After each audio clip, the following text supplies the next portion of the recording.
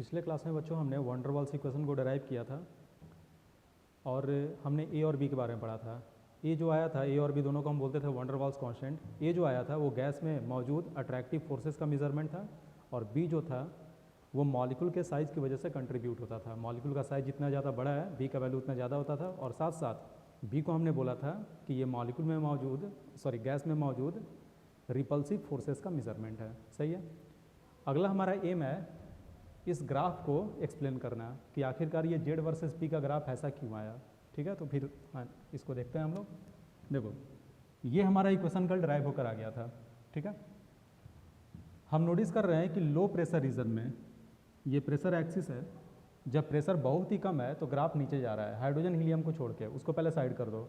Hydrogen helium को छोड़ के 0 डिग्री सी पे मैक्सिमम जो गैस है उसका ग्राफ पहले नीचे जाता है, चाहे मीथेन हो, चाहे SO2 हो, है ना, चाहे ऑक्सीजन हो, सबका ग्राफ पहले नीचे आता है।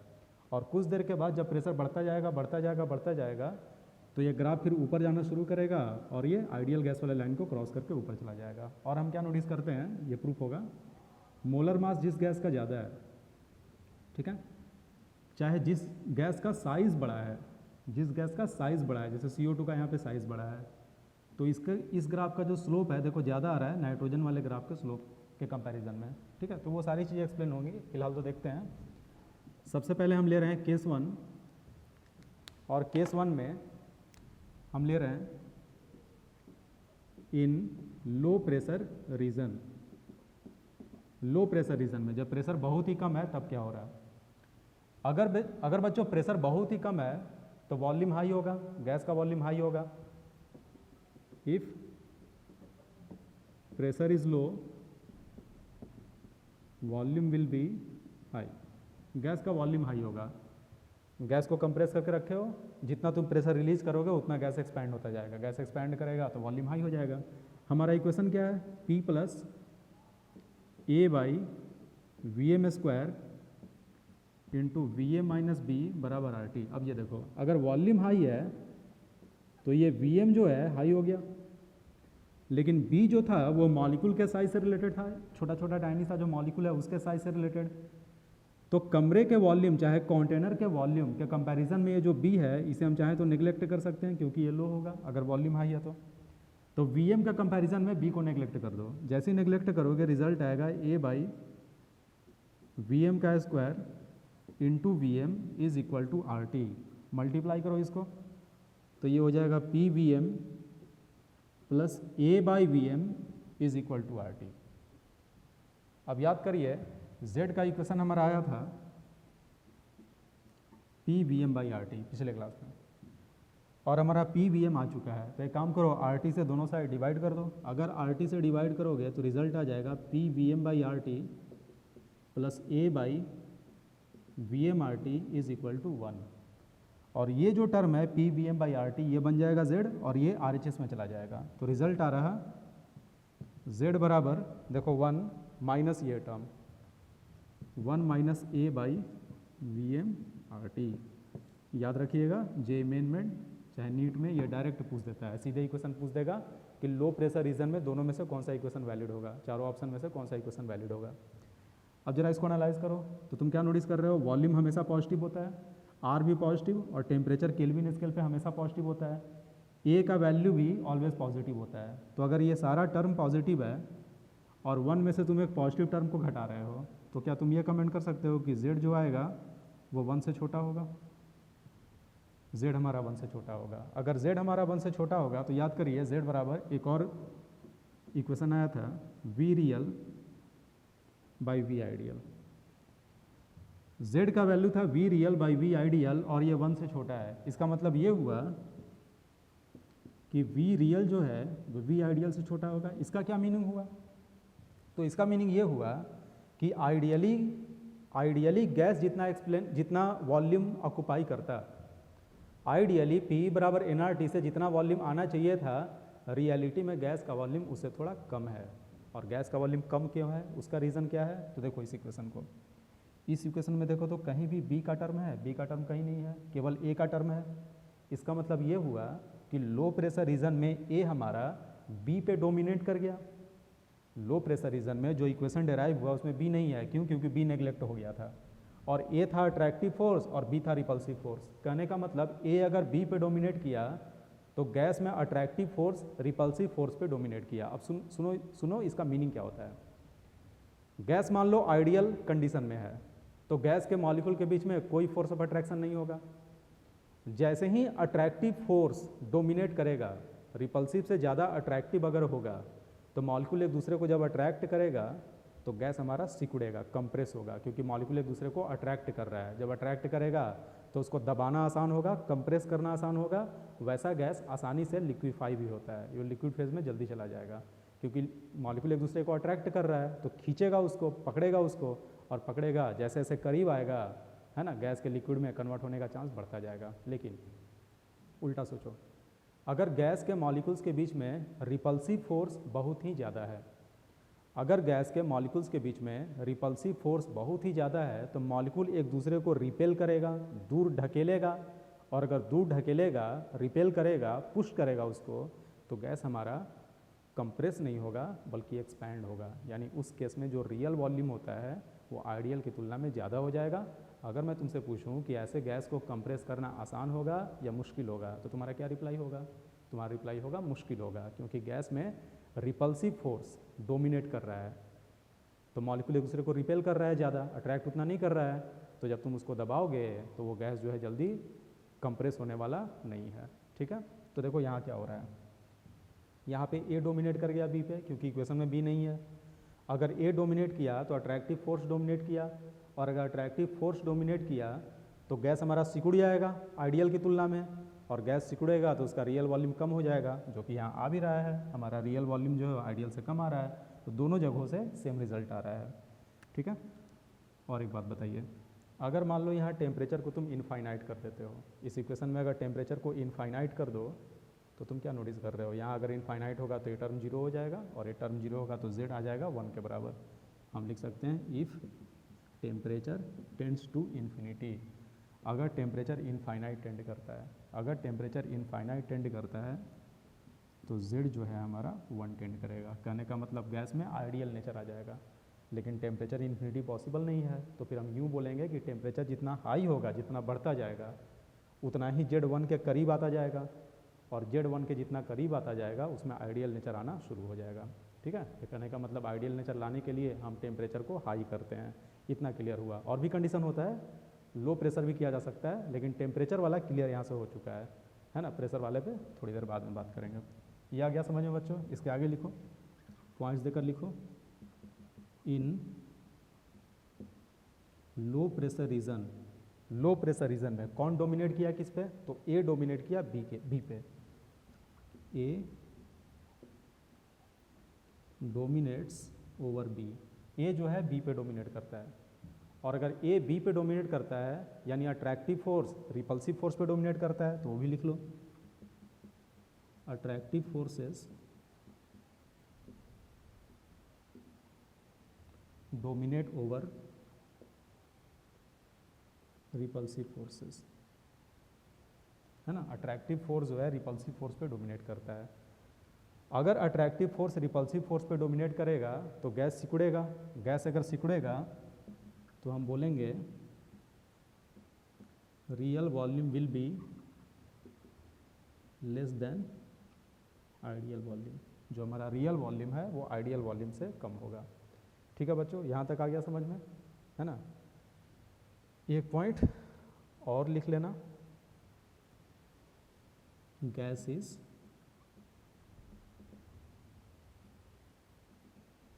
इजीली कंप्रेसिबल,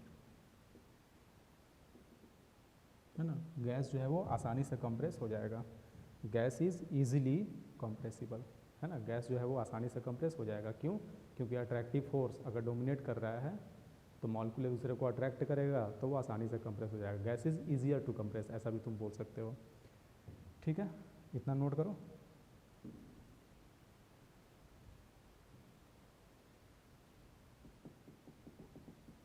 अगला केस देखो, केस 2 इन high pressure reason. High pressure region में देखो बच्चों, ये थोड़ा सा इंटरेस्टिंग है।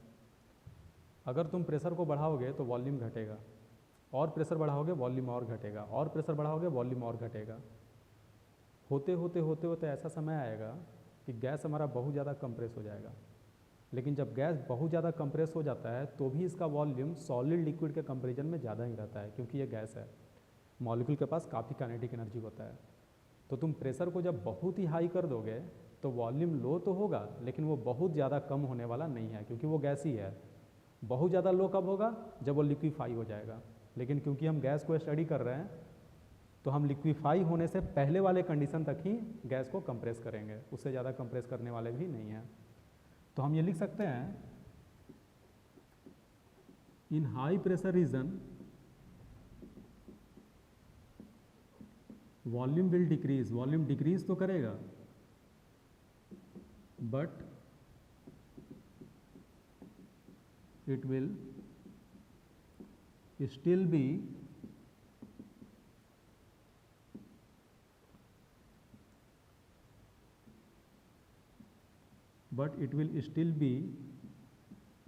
In moderate range.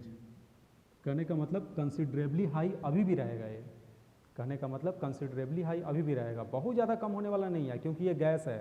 गैस बहुत ज़्यादा कंप्रेस नहीं होता है, वॉल्यूम उसका बहुत कम नहीं होता है, सॉलिड लिक्विड के कंपेरिजन में ज़्यादा ही रहेगा। अब देखिए हमारे पास इक्वेशन क्या था, P plus A by V M square V M minus B बराबर आर टी। अब ये देखो Vm जो है अब उतना हाई नहीं है जितना पहले था, Vm जो है अब उतना हाई नहीं है जितना पिछले वाले केस में था, यानी कि अब Vm के कंपैरिजन में B नेग्लेक्ट होने वाला नहीं है। लेकिन ज़रा यहाँ पे अगर तुम नोटिस करोगे तो ये हमारा प्रेशर जो है ये तो हाई हो चुका है, और बच्चों वॉल्यूम भले ही उतना हाई नहीं है लेकिन उसका स्क्वायर तो काफ़ी हाई होगा। अगर हम उसका स्क्वायर कर दें तो ये अच्छा खासा हाई हो जाएगा, और Vm स्क्वायर अगर हाई हो गया, डिनोमिनेटर अगर हाई हो गया तो उसका रेसिप्रोकल जो है वो लो हो जाएगा। ये पूरे की बात कर रहे हैं, पूरा एक्सप्रेशन की बात कर रहे हैं, ये लो हो जाएगा, और यहाँ पे फिर से तुम हाई के कंपैरिजन में लो को नेग्लेक्ट कर सकते हो। फिर से बोलते हैं एक बार, प्रेशर हाई करोगे तो वॉल्यूम लो होगा, वॉल्यूम लो होगा तो चलो इस Vm की तुलना में ये नेग्लेक्ट नहीं होगा, लेकिन वॉल्यूम इतना भी लो नहीं होगा कि 1 यूनिट से कम हो जाए।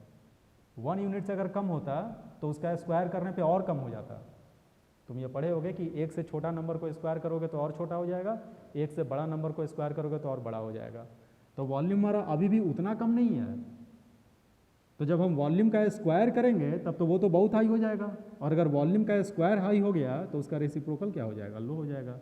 और अगर इसका रेसिप्रोकल ये लो हो गया और प्रेशर हमारा हाई था तो हाई के कंपैरिजन में लो को हम चाहे तो नेग्लेक्ट कर सकते हैं। हमने इसको नेग्लेक्ट कर दिया, रिजल्ट आ गया P times VA minus B बराबर आर टी। तो ये आ गया PVM माइनस PB बराबर आर टी से डिवाइड कर दो दोनों साइड, तो PVM by R T minus PB by R T is equal to 1। PVM by R T ये बन जाएगा Z, और आ जाएगा Z बराबर 1 plus PB by R T. सही है, Z बराबर 1 plus PB by R T. ध्यान से देखो, Z versus P graph, Z versus P graph देखो तो y बराबर mx प्लस सी का इक्वेशन आ रहा है। अगर हम Z को लिख दे y, ये अगर mx हो गया और ये c हो गया, तो हम क्या नोटिस कर रहे हैं कि c इंटरसेप्ट 1 है, तो देखो तो यहाँ पे इंटरसेप्ट जो है 1 आ रहा है। x हमारा प्रेशर हो गया, x एक्सिस पे प्रेशर हो गया, तो स्लोप किसके बराबर होगा? b बाई आर टी के। तो हम यहाँ लिख सकते हैं इक्वेशन ऑफ स्ट्रेट लाइन, और अगर इक्वेशन ऑफ स्ट्रेट लाइन है तो इसका स्लोप जो होगा वो हो जाएगा b अपॉन आर टी। अगर इसका slope b upon R T होगा तो यहाँ से दो कंक्लूजन आ रहा है। अगर टेम्परेचर फिक्स है तो जिस गैस का b बड़ा होगा उसका स्लोप ज़्यादा होगा। b बड़ा होने का मतलब रेडियस ज़्यादा होना, मॉलिक्यूल का साइज़ बड़ा होना। यही रीज़न है कि कार्बन डाइऑक्साइड के केस में स्लोप जो है हाई प्रेशर रीजन में ज़्यादा आ रहा है। बात आई समझ में? ये इक्वेशन कब वैलिड है? तो हाई प्रेशर रीजन में ये वैलिड है, यानी इधर ये वैलिड है। और क्या नोटिस कर रहे हो? Z बराबर आया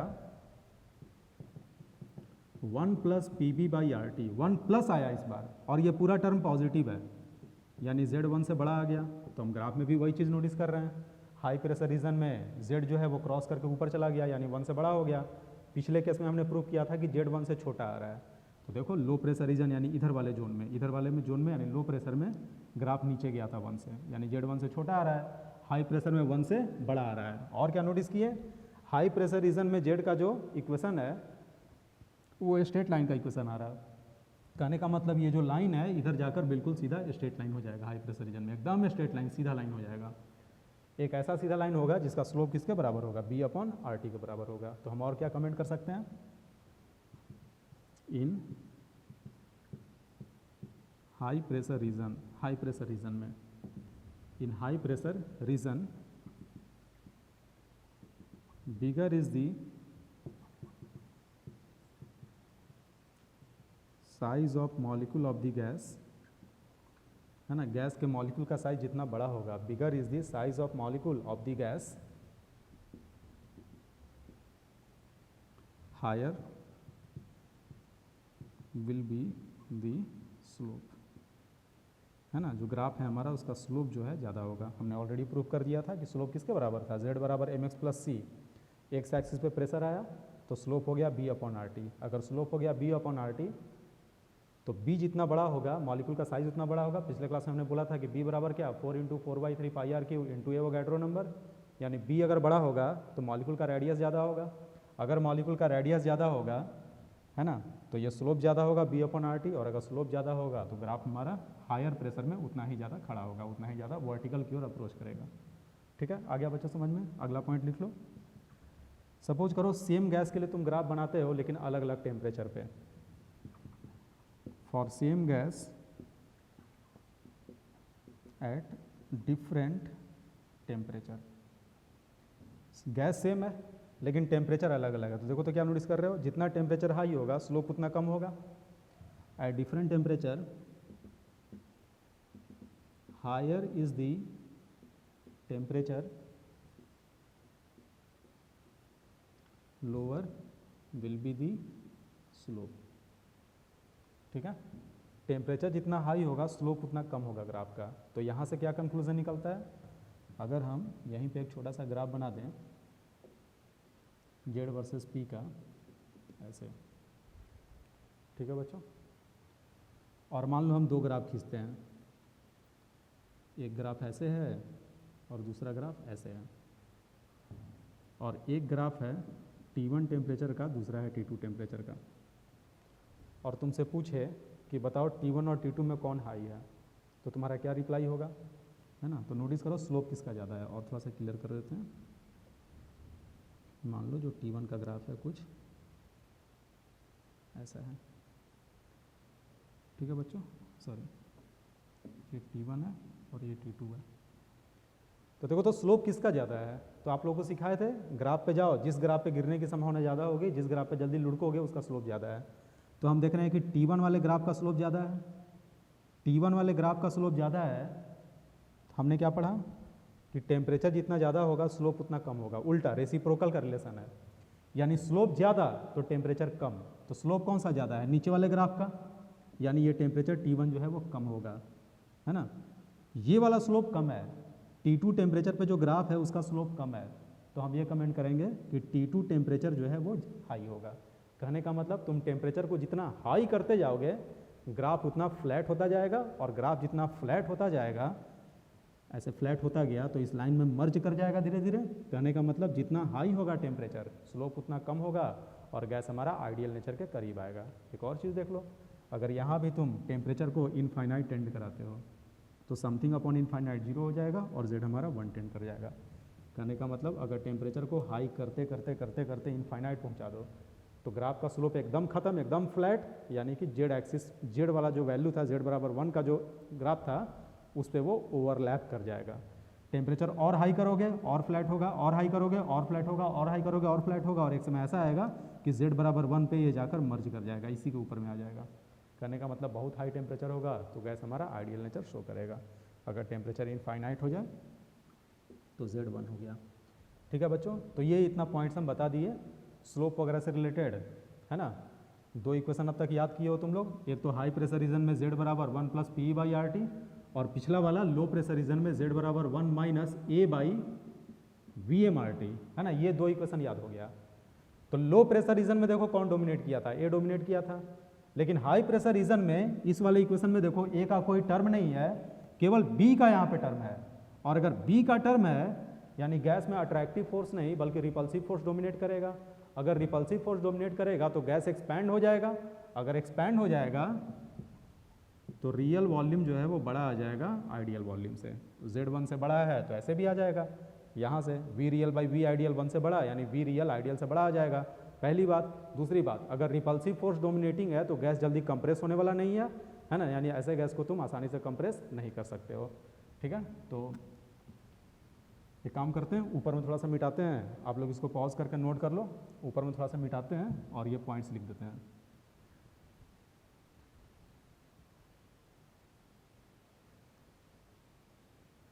लिख लो, in high pressure region, in high pressure region B dominates over A। ऐसा क्यों बोल रहे हैं? क्योंकि इक्वेशन में B का टर्म आया है, A का टर्म नहीं आया है। अगर B A पे डोमिनेट करेगा तो हम ये भी कमेंट कर सकते हैं कि repulsive forces will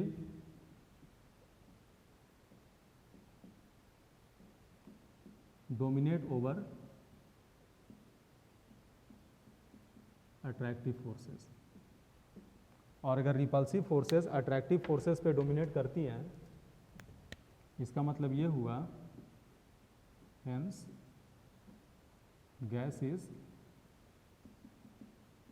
difficult to compress. Gas जो है वो आसानी से कंप्रेस होने वाला नहीं है। गैस आसानी से कंप्रेस अगर नहीं होगा तो उसका वॉल्यूम हाई होगा आइडियल की तुलना में, hence real volume will be more than ideal volume. समझ गए बच्चों? ठीक है, नोट करो ये पूरा, उसके बाद अगला केस देखते हैं। पॉज करके नोट कर लो, ठीक है। मिटाते हैं अब हम।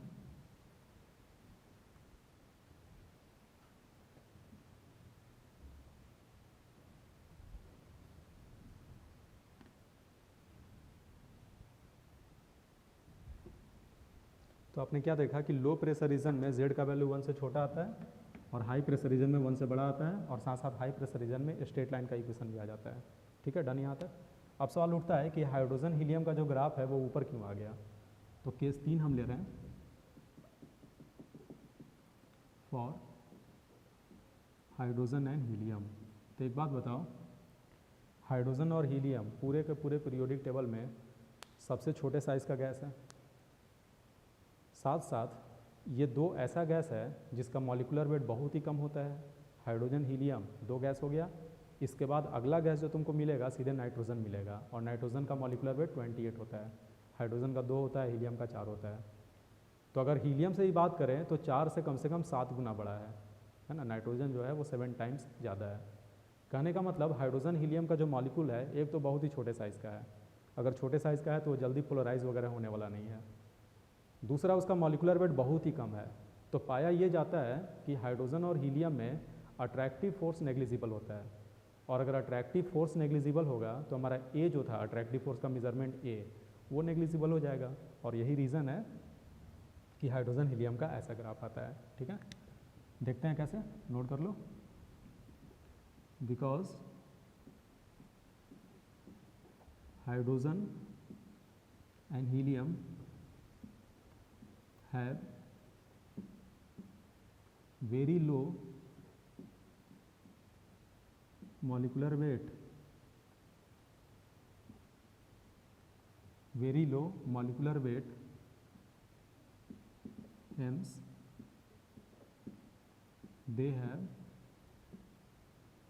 negligible force of attraction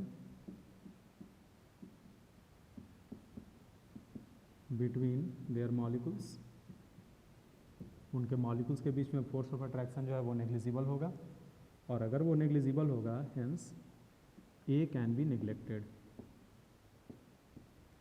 A can be neglected. Equation क्या था हमारा, P प्लस A/VM²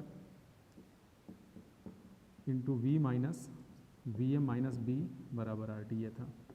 और आपका ए नेग्लिजिबल है तो ये टर्म नेग्लिजिबल हो गया, ये टर्म नेग्लिजिबल हो गया, तो रिजल्ट आ गया P into V M minus B बराबर आर टी। जैसे इसके पहले का case P V M minus P V बराबर आर टी, दोनों साइड अगर आर टी से डिवाइड कर दोगे तो आ जाएगा जेड बराबर 1 plus P V by R T.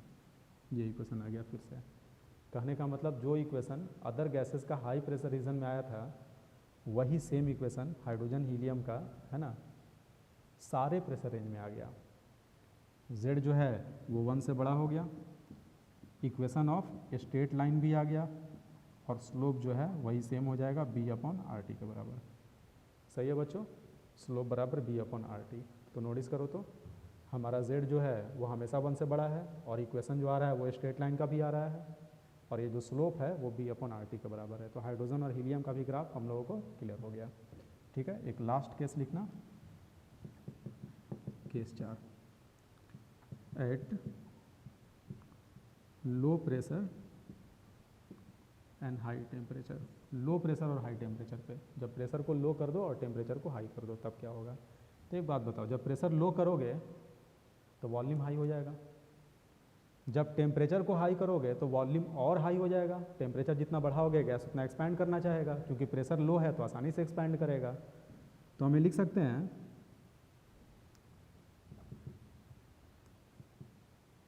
At low pressure volume increases and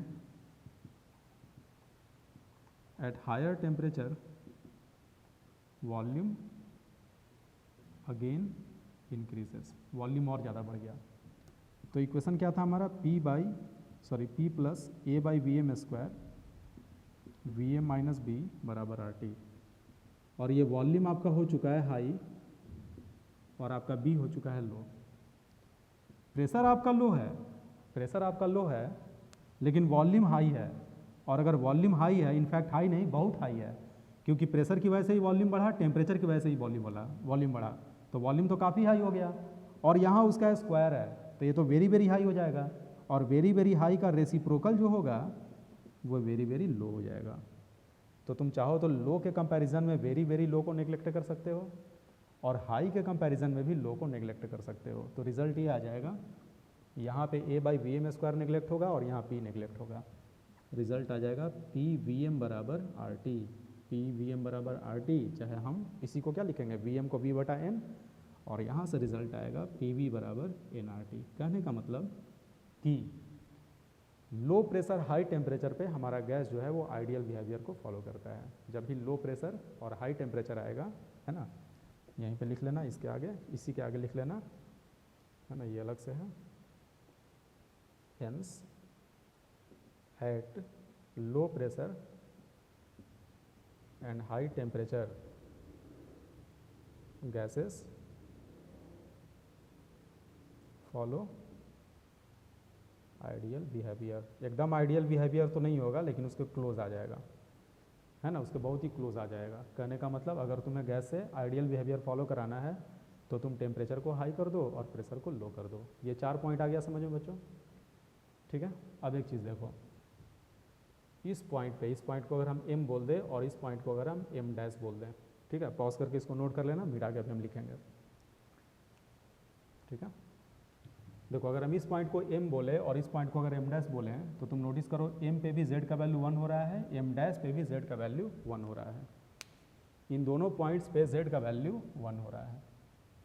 तो ऐसा क्यों हो रहा है, तो देखो होता क्या है, याद करो लो प्रेशर रीजन में कौन डोमिनेटिंग था, तो ए डोमिनेटिंग था, attractive force.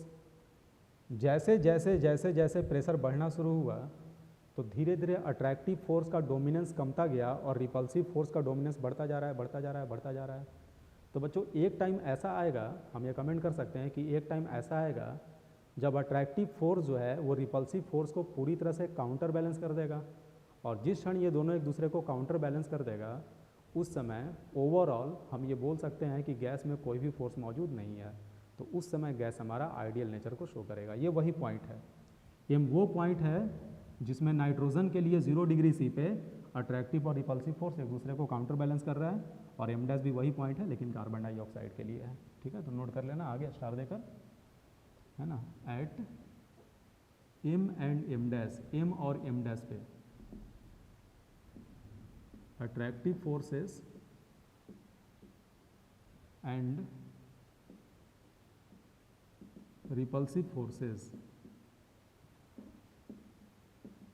Counter balance each other, एक दूसरे को काउंटर बैलेंस कर देगा, counter balance each other. That is why at these points z is 1, z हमारा 1 है ना, z इज यूनिटी लिखो, थोड़ा सा फैंसी लगता है यूनिटी, है ना। z is unity and gas follows, gas shows ideal behaviour. सही है बच्चों, डन हो गया यहाँ तक, नोट कर लो अच्छे से। देखो बच्चों कुछ न्यूमेरिकल देखते हैं और सॉल्व करने का तरीका बहुत ही ज़्यादा इंपॉर्टेंट है, तो ध्यान से देखोगे किस तरह से हम लोग अटेम्प्ट लेते हैं कंप्रेसिबिलिटी फैक्टर के सवाल को, वो तुमको दिखा रहे हैं। तो देखो पहला सवाल देखो, मान लो, है ना, नंबरिंग कर देते हैं फर्स्ट। पहला मेरे को कह रहा है कि 273 केल्विन 9 एटीएम पे कंप्रेसिबिलिटी फैक्टर एक गैस का 0.9 है।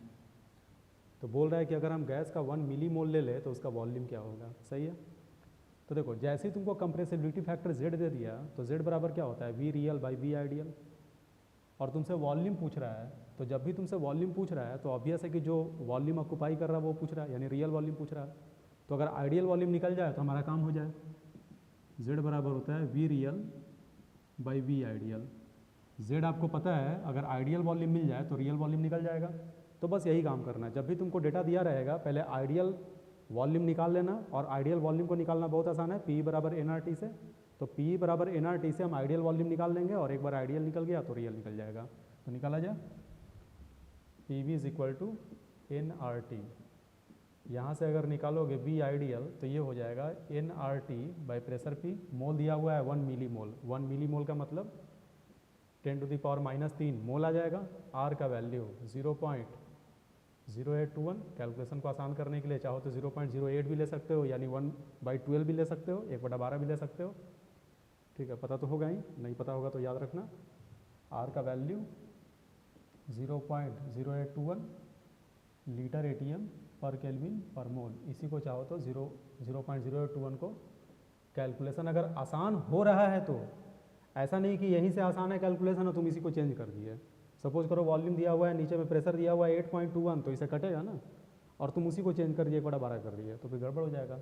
तो जहाँ आसान हो रहा हो कैलकुलेशन वहीं ऐसा करना, या तो इसको 0.08 ले लो, नहीं तो 1/12 ले लो, 1/12 लीटर एटीएम पर केल्विन पर मोल।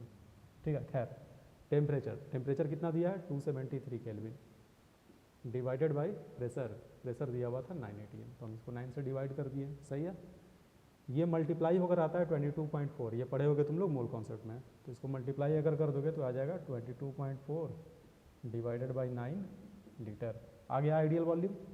अब क्या किया जाए, अब Z बराबर लिखो। Z बराबर दिया हुआ है 0.9 और ये बराबर है V real by V ideal के।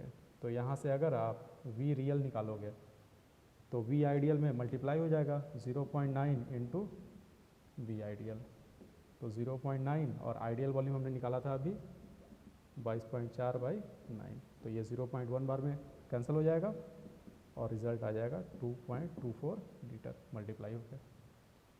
ठीक है, लेकिन आंसर आ रहा है 2.24 मिलीलीटर। वो इसलिए क्योंकि यहाँ पे देखो 10⁻³ छूट गया है, लिख देते हैं, है ना। तो ये हो गया लीटर में, यहाँ भी मल्टीप्लाई कर दो, जैसे ही V आइडियल से मल्टीप्लाई करोगे यहाँ आ जाएगा 10⁻³ और ये लीटर में आ गया इतना। तो ml में चेंज करने के लिए इसको 1000 से मल्टीप्लाई कर दोगे, 1000 से मल्टीप्लाई कर दोगे तो आ जाएगा 2.24 मिलीलीटर।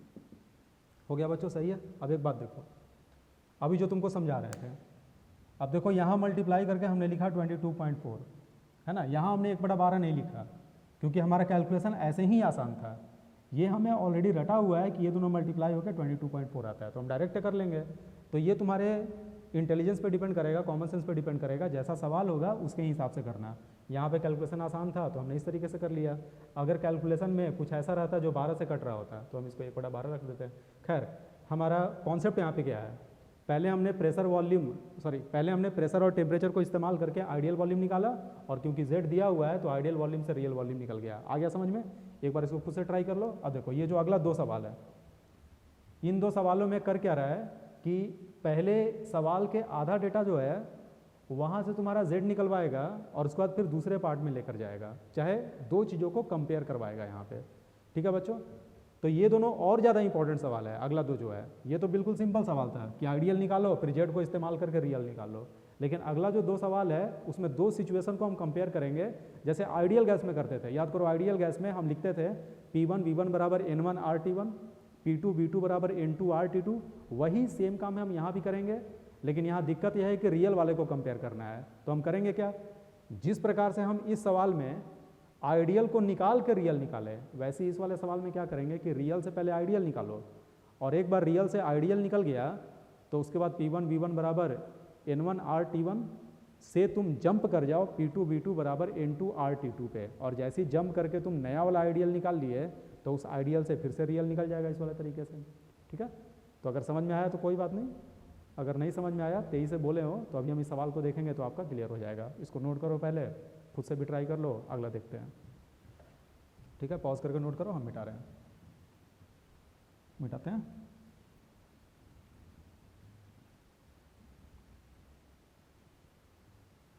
देखो बच्चों, सेकंड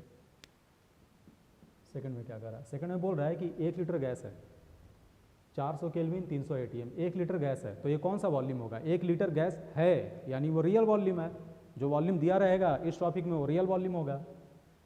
और जब उसको कंप्रेस करके तुम किसी प्रेशर पे लेके चले गए जो कि 600 ATM है और 200 केल्विन है, तो ऐसा सवाल तुम आइडियल गैस में किए थे।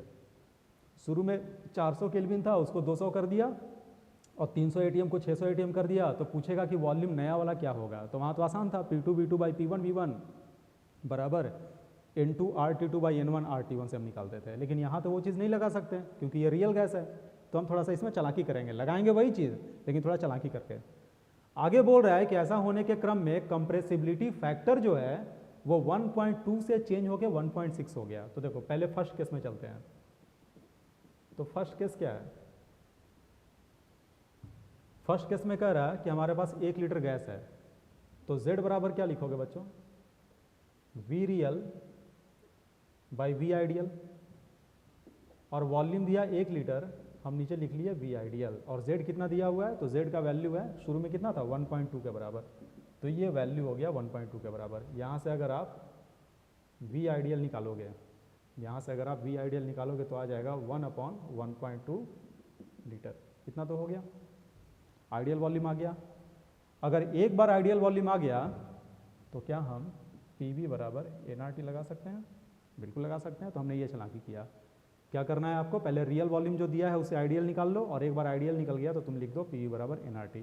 अब इसमें सारा वैल्यू पुट कर दो। तो प्रेशर कितना था शुरू का? 300 ATM। वॉल्यूम अभी हमने निकाला है 1/1.2 इज इक्वल टू मोल। मोल तो फिक्स ही रहेगा, गैस को एक्सपैंड कंप्रेस करोगे तो मोल वही रहेगा, तो NR को NR ही छोड़ दिया। टेम्परेचर कितना दिया था? 400 केल्विन। ठीक है बच्चों, तो ये हमारा पहला इक्वेशन आया। नाउ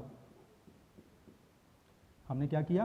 प्रेशर की जगह 300, वॉल्यूम की जगह जो आइडियल आया उसे रखा, N और R को जस का था, 100 टेम्परेचर की जगह 400 रखा। अब क्या करोगे? सेकंड पार्ट में यही काम करो, सेम काम सेकंड पार्ट में करो। नाउ इन सेकंड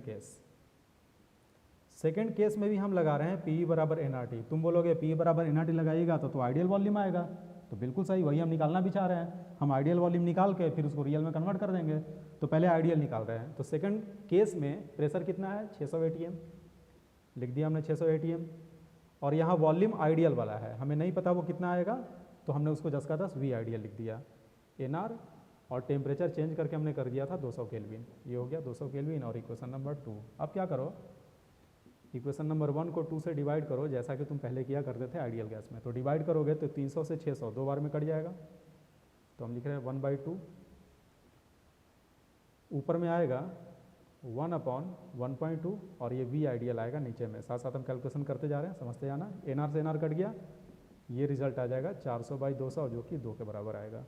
तो यहाँ से हमारा वी आइडियल निकल के आ गया। वी आइडियल इधर गया तो ये रिजल्ट हो जाएगा 2 को इधर नीचे ले जाओ तो 1.2 इंटू 2 पहले से है 2.4 और ये 2 नीचे जाएगा। बस ये तो मैथ्स है, कर लेना, पेन चलाना। देखो बच्चों, तो सेकंड केस में हमारा वी आइडियल आ गया। सेकंड केस में वी आइडियल आ गया तो अब फिर से जेड का इक्वेशन लिखो। तो जेड बराबर V real by V ideal. और अब हमारा जेड जो है वो हो चुका है 1.6, वैल्यू पुट कर दो। 1.6 बराबर V real by V ideal. V ideal है 1/4.8, तो 1 यहाँ रखो, 4.8 को ऊपर रखते हैं तो 16 से 4.48 जो है पॉइंट कैंसिल हो गया, 16 से 48 जो है 3 बार में कट गया। तो रिजल्ट आ जाएगा वी रियल बराबर 1/3, है ना। वी रियल बराबर 1/3 लीटर हो गया। ये भी आया समझ में। एक बार फिर से समझाते हैं क्या किया। बहुत ही बढ़िया सवाल है, जेईई एडवांस लेवल का सवाल है ना। तो इसको ढंग से करना। पहले केस में हमने क्या किया कि जो जेड था, आइडियल वॉल्यूम रियल वॉल्यूम जो दिया था उससे जेड के साथ यूज कर, रियल वॉल्यूम को जेड के साथ इस्तेमाल करके हमने आइडियल वॉल्यूम निकाल दिया। एक बार आइडियल वॉल्यूम निकला तो पी बराबर एनआरटी का इक्वेशन लिखा फर्स्ट केस में, सेम इक्वेशन सेकंड केस में लिख के दोनों का डिवीजन किया तो आइडियल वॉल्यूम आ गया, और एक बार आइडियल आ गया तो हमारा रियल आ गया जेड के सहारे। तो हम क्या किए, फिर से एक बार शॉर्ट में बताते हैं। पहले रियल वॉल्यूम से आइडियल पे चले जाओ। एक बार आइडियल आ गया तो पी बराबर एनआरटी एक कंडीशन का लिख के दूसरे कंडीशन का आइडियल वॉल्यूम निकाल लो, जैसे पहले क्या करते थे आइडियल गैस में। दूसरे केस का जब आइडियल वॉल्यूम आ गया और उसका भी जेड दिया हुआ है तो जेड को इस्तेमाल करके फिर से तुम रियल वॉल्यूम निकाल लो। तो आसानी है ये, ठीक है। नोट करो इसको, पॉज करके मिटाते हैं।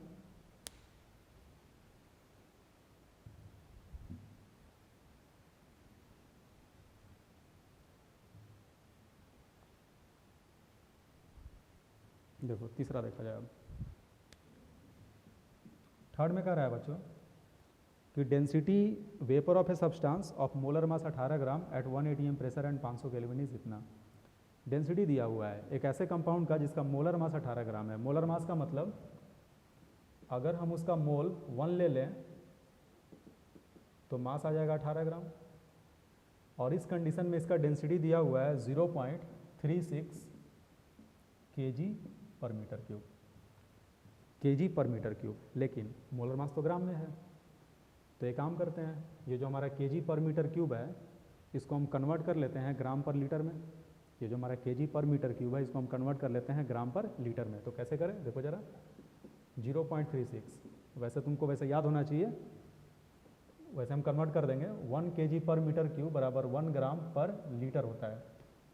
अगर ग्राम पर सीसी में जाओगे तो 1 ग्राम पर सीसी बराबर 1000 kg। ये सब तुम लोग पढ़ लिए होगे मूल कॉन्सेप्ट में ही, है ना। लेकिन फिर भी कभी ना कभी ये सब देखते रहना चाहिए, दिमाग में हिट करते रहना चाहिए जिससे कि तुमको याद रहे। 1 ग्राम पर मीटर क्यूब 1 ग्राम पर लीटर होता है, दोनों सेम होता है। लेकिन 1 ग्राम पर सीसी चाहे ग्राम पर ml को अगर kg पर मीटर क्यूब में कन्वर्ट करोगे तो 1000 से मल्टीप्लाई हो जाएगा। रट जाना नहीं याद है तो चलो इसको प्रूफ कर देते हैं। देखो हमें कन्वर्ट करना है ग्राम पर मीटर क्यूब को ग्राम पर लीटर में। तो 1 kg में होता है 1000 ग्राम, लिख दिया हमने 1000 ग्राम, डिवाइडेड बाई बटा में है मीटर क्यूब, और 1 मीटर क्यूब में होता है 1000 लीटर। तो 1000 से 1000 कैंसिल हो गया, ये रिजल्ट आ जाएगा 0.36 ग्राम पर लीटर। यहाँ तक आ गया समझ में। डेंसिटी आ गया, डेंसिटी पता है, मास पता है, तो क्या यहाँ से वॉल्यूम आ जाएगा। वॉल्यूम बराबर होगा मास बाय डेंसिटी। तो यहाँ से हम निकाल लेंगे वॉल्यूम, और ये कौन सा वॉल्यूम होगा, तो ये रियल वॉल्यूम होगा, क्योंकि जो कंपाउंड का एक्चुअल डेंसिटी है और एक्चुअल मास से तुम वॉल्यूम निकाल रहे हो तो रियल वॉल्यूम आएगा। रियल वॉल्यूम बराबर मास बाय डेंसिटी। मास है 18 ग्राम और डेंसिटी है 0.36 ग्राम पर लीटर। वॉल्यूम आ गया लीटर में। सही है बच्चों, कितना हो जाएगा, 18 से 36 2 बार में कटेगा, 100 ऊपर गया, यानी ये रिजल्ट आ गया 50 लीटर। रियल वॉल्यूम हमारा आ गया, यहाँ तक काम हो गया। लास्ट में कह रहा है कि कैलकुलेट वैल्यू ऑफ जेड, यानी कंप्रेसिबिलिटी फैक्टर पूछ रहा है। तो जेड निकल जाएगा अगर हम V real by V ideal कर दें। कहने का मतलब अगर आइडियल वॉल्यूम निकल जाए तो अपना काम हो जाए। तो हम क्या करें, अब आइडियल वॉल्यूम निकालने के लिए पी बराबर एनआरटी लगा दो, तो हो जाएगा वी आइडियल बराबर एन। मोल हमने कितना माना था, 1 लिख दिया हमने। आर का वैल्यू 0.0821 टेम्परेचर दिया हुआ है 500 केल्विन, लिख दो यहाँ पे 500 केल्विन, और नीचे में प्रेशर दिया हुआ है 180 ठीक है, मल्टीप्लाई कर दो, ये रिजल्ट आ जाएगा 8.21 × 5, 100 से मल्टीप्लाई कर दिया हमने, और मल्टीप्लाई करो 41.05 लीटर, ये आया। अब निकाल लो Z, तो Z बराबर आएगा V real by V ideal. V real कितना निकला था 50 लीटर, और ये आ गया 41.05 which is approximately equal to 50/41। आ गया आंसर बच्चों 50/41। तो ये तीनों सवाल बार बार रिवाइज करो, अच्छे से करो, है ना, कमांड इसमें होना चाहिए। ठीक है, मिटाते हैं इसको और अगला देखते हैं। पॉज करके तुम लोग नोट कर लो, ट्राई कर लो, समझ लो अच्छे से, जो भी कर सकते हो सब कर लो, लेकिन पॉज करके कर लो। मिटाते हैं।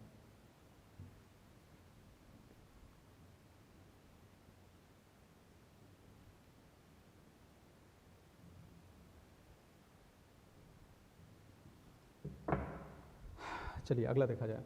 अगले में कह रहा है, ये एक तरह से थ्योरेटिकल सवाल है, इसमें कह रहा है कि P वर्सेस V ग्राफ एक आइडियल गैस का कंपेयर करो रियल गैस से। रियल गैस कौन सा? नाइट्रोजन से और एक बार हाइड्रोजन से। तो ये बहुत आसान है, अभी जो हम पढ़ाए थे वही सेम चीज़ है। तो देखिए बच्चों, हमें बोल रहा है कि P वर्सेस V ग्राफ बनाओ, ठीक है, P वर्सेस V ग्राफ। तो याद करो पिछले क्लास में हम 2 ग्राफ खींचे थे, लेकिन उस चीज़ को प्रूफ नहीं किए थे कि कौन किसका है। तो एक काम कर रहे हैं, फिर से हम ग्राफ को खींच दे रहे हैं।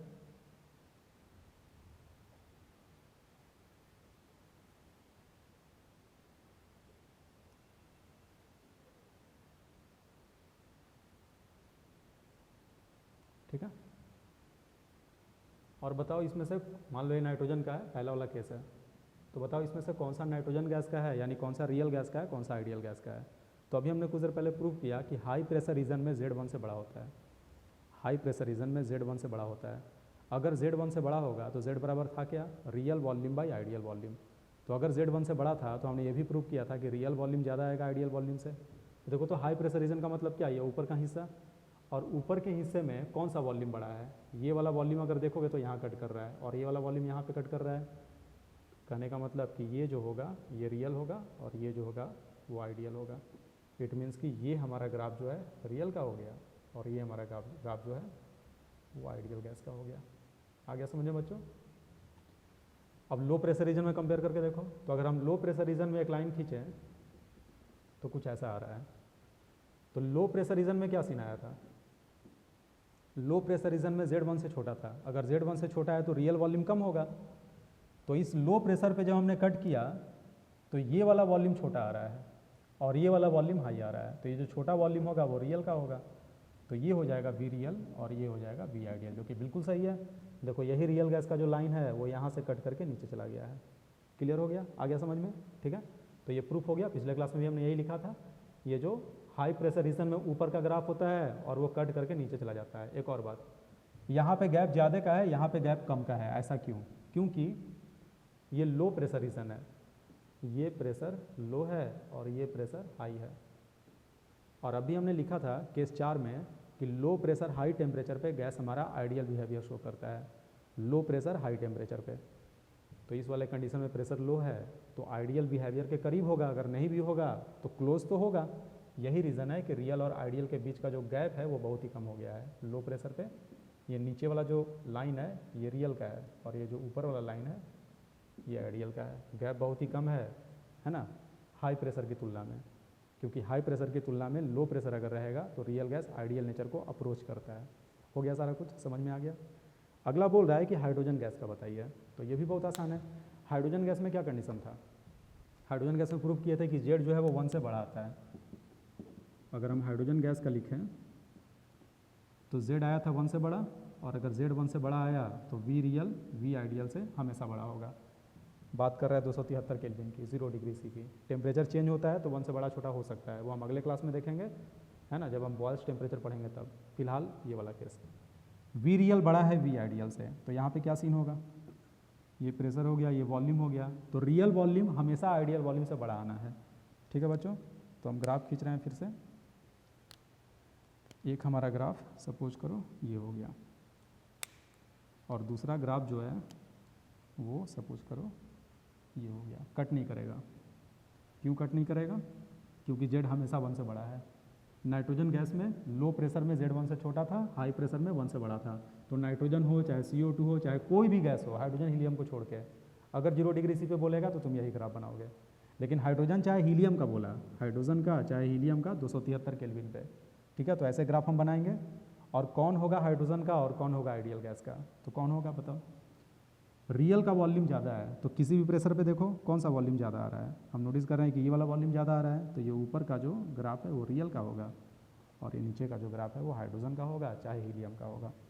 नीचे वाले को हाइड्रोजन बोल दो चाहे हीलियम बोल दो। आगे समझ में बात? ठीक है, नोट करो, चारों सवाल अच्छे से समझ लो। कुछ और न्यूमेरिकल्स देखते हैं।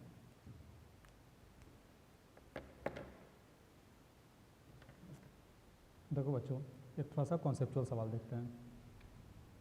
इसमें कह रहा है कि गैस दिया हुआ है और उसका ए का वैल्यू दिया हुआ है। ए का मतलब क्या? अट्रैक्टिव फोर्सेस का मेजरमेंट। और बोल रहा है कि बताओ कौन सा गैस आसानी से लिक्विफाई होगा और उनके बॉइलिंग पॉइंट का ऑर्डर क्या होगा। तो यहाँ पे समझना एक बात, मॉलिक्यूल में अट्रैक्टिव फोर्स जितना ज़्यादा होगा ए का वैल्यू उतना ज़्यादा होगा।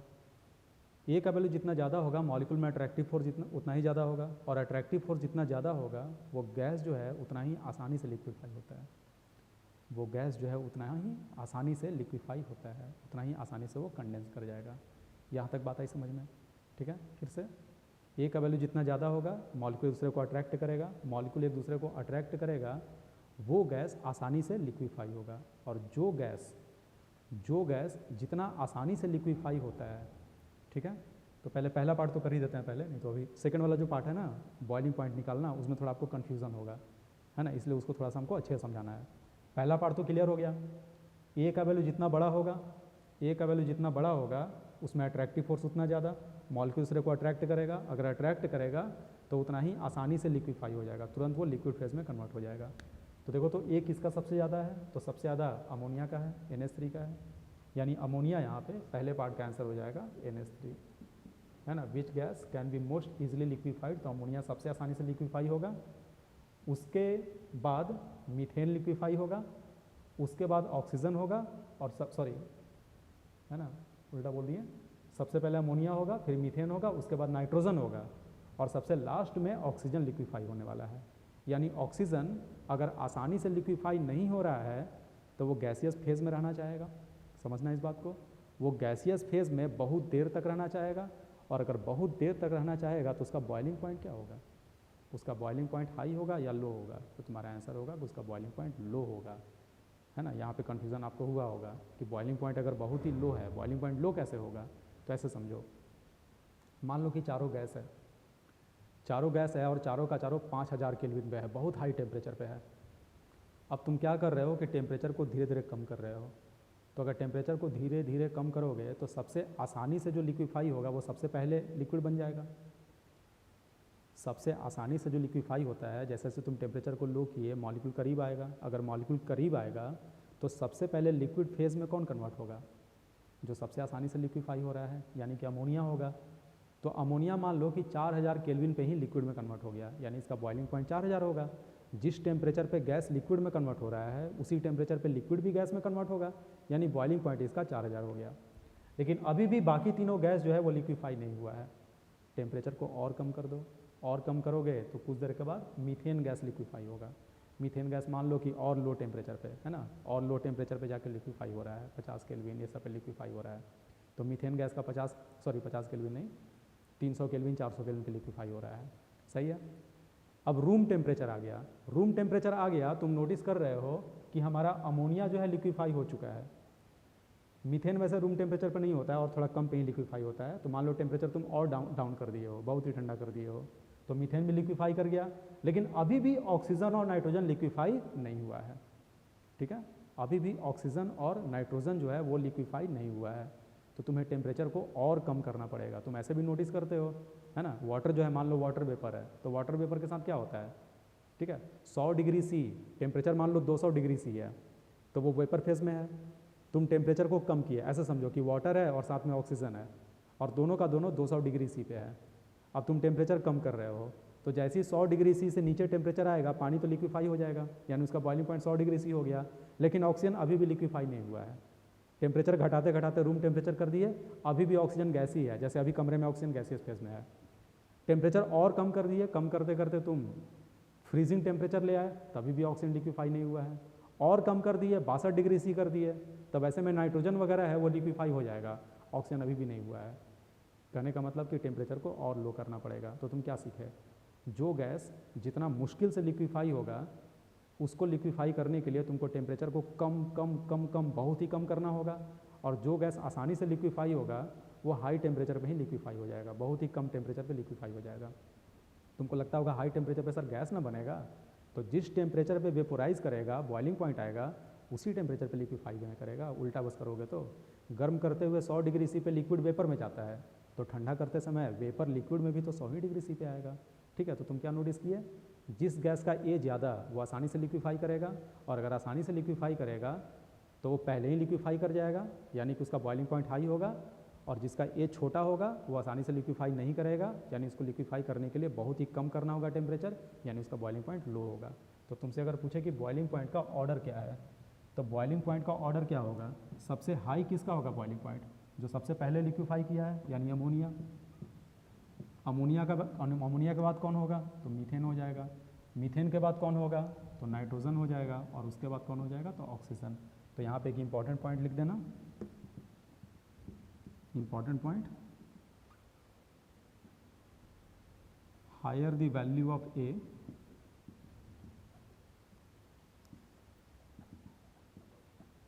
easier will be liquefaction। A का वैल्यू जितना ज़्यादा होगा लिक्विफाई करना उतना आसान होगा, and higher will be boiling point. सही है बच्चों, बहुत इंपॉर्टेंट पॉइंट है। ठीक है, हो गया ये भी, नोट करो इसको। उसके बाद ये वाला सवाल देखते हैं। देखो बच्चों, ये वाला सवाल देखते हैं। इसमें कह रहा है जेड का वैल्यू क्या होगा इतने मोल के लिए, एक वंडरवॉल गैस दिया हुआ है 0.1 ATM पे, assume size of gaseous molecule negligible, यानी बी को नेग्लेक्ट करने को बोल रहा है। तो अगर बी को नेग्लेक्ट करोगे तो इक्वेशन आता है जेड बराबर 1 - A/VmRT। अब देखो बच्चों, ए हमें दिया हुआ है 1000, तो ए का वैल्यू 1000 रख दोगे, लेकिन हमें प्रेशर तो दिया है, ये वॉल्यूम नहीं दिया है। अगर ये वॉल्यूम मिल जाए तो अपना काम हो जाए, जेड निकल के चला आएगा, क्योंकि टेम्परेचर भी पता है, आर भी पता है। तो पहले क्या करो कि तुम वॉल्यूम को निकालो, तो उसके लिए क्या करेंगे, जेड का वैल्यू पुट कर दो। जेड का वैल्यू था PVm/RT बराबर 1 - A/VmRT, जहाँ Vm क्या था, तो Vm था मोलर वॉल्यूम, Vm बराबर मोलर वॉल्यूम। तो हम लोग यहाँ पे डायरेक्ट मोलर वॉल्यूम ही निकाल लेंगे, 0.02 मोल दिया हुआ है। ठीक है, तो देखो वैल्यू पुट करते हैं। तो P का वैल्यू क्या पुट करें, P का वैल्यू है 0.1 ATM, लिख दो यहाँ पे 0.1 into Vm divided by RT। RT का वैल्यू कितना दिया है, RT दिया है 20 लीटर ATM पर मोल, वैल्यू पुट कर दो, यहाँ रख दिया हमने 20 बराबर 1 - A बाई, तो A का वैल्यू दिया हुआ है 1000, यहाँ पे रख दो 1000 divided by Vm into RT, और RT फिर से दिया हुआ है 20 के बराबर। ठीक है बच्चों, तो 20 से 1000 जो है वो कट जाएगा, और ये 0.1 से नीचे आकर यहाँ पे आ गया Vm/200 is equal to 1 - 50/Vm। ये रिजल्ट आ गया। इसको लेफ्ट साइड में ले जाओ, तो लेफ्ट साइड में ले जाओगे तो आ जाएगा Vm/200 plus 50/Vm is equal to 1। सही है, ये हमारा रिलेशन आ गया। ठीक है, अब देखो यहाँ से अगर तुम सॉल्व करोगे तो ये तुम्हारा क्वाड्रेटिक बन जाएगा। तो या तो तुम क्वाड्रेटिक बना के सॉल्व कर लो, क्वाड्रेटिक अगर बनाएंगे तो Vm² प्लस 50 में 200 से गुना करोगे तो ये हो जाएगा 10,000 डिवाइडेड बाई 200 Vm बराबर 1, Vm², ये इधर गया, फिर लेफ्ट साइड में आ जाएगा -200 Vm plus 10,000 is equal to 1 आ जाएगा। सही है बच्चों, ठीक है। तो देखो, या तो तुम यहाँ से सॉल्व कर लो, अगर तुम यहाँ से सॉल्व करोगे तो तुम्हारा रिजल्ट आएगा, यहाँ से अगर Vm निकालोगे तो तुम्हारा रिजल्ट जो है वो 100 के बराबर आ जाएगा। तुम्हारा यहाँ से रिजल्ट आ जाएगा 100 लीटर के बराबर। ठीक है, और नहीं तो तुम डायरेक्ट हीट एंड ट्रायल से भी कर सकते हो। हीट एंड ट्रायल से कैसे करोगे? 100 हमने कैसे कर दिया डायरेक्ट, हमको डायरेक्ट दिख रहा है यहाँ पे Vm का स्क्वायर, देखो ये सीधे स्क्वायर हो रहा है, Vm माइनस 100 का स्क्वायर हो रहा है ना, सॉरी यहाँ पे 0 होगा, गड़बड़ कर दिया, इज इक्वल टू 0, तो यहाँ से Vm निकालोगे तो 100 लीटर आ जाएगा। लेकिन ऐसा ही क्वेश्चन में तुम हीट एंड ट्रायल भी लगा सकते हो। हमको डायरेक्ट यहाँ दिख रहा था कि 100 का स्क्वायर 10,000 हो रहा है, 10,000 10,000 20,000 हो गया, और यहाँ भी 100 पुट करोगे तो 20,000 आएगा, लेकिन माइनस साइन के साथ, तो इक्वेशन सेटिस्फाई हो रहा है। और नहीं तो तुम यहीं से देख सकते थे, नहीं तो तुम यहीं से देख सकते थे डायरेक्ट हीट एंड ट्रायल से, यहाँ 1 लाना था तो एक बारगी हम सोचेंगे कि 1 लाने के लिए हाफ प्लस हाफ हो सकता है, और हाफ लाने के लिए यहाँ पे 100 पुट करके देखो, 100 बटा 200 हाफ हो गया, 50 बटा 100 हाफ हो गया, हाफ ऑफ 1 आ जाएगा, तो Vm का वैल्यू 100 आ गया है ना, Vmm मोलर वॉल्यूम, तो इसका यूनिट हो जाएगा लीटर पर मोल। सही है, अब हमारा काम खत्म हो गया, यहाँ पे वैल्यू पुट कर दो, Z बराबर 1 माइनस A कितना था 1000 डिवाइडेड बाई Vm, Vm कितना आया हमारा, Vm आ गया 100 और RT का वैल्यू था 20, वैल्यू पुट करोगे आ जाएगा 1 माइनस 1/2, यानी रिजल्ट आ गया 1/2, आंसर हो जाएगा 0.5, जो कि इसके बराबर है। आ गया समझ में बच्चों? ठीक है, तो आज के लिए इतना ही। ये सारा न्यूमेरिकल आपको अच्छे से समझ में आ गया होगा, है ना, और one of the most important class है रियल गैस का। अगले क्लास में हम लोग वीरियल इक्वेशन देखेंगे, जहाँ से बॉयल्स टेम्परेचर वगैरह निकल कर आता है, और वो भी बहुत ही ज़्यादा इंपॉर्टेंट होता है। ठीक है बच्चों, तो मिलते हैं हम लोग अगले क्लास में।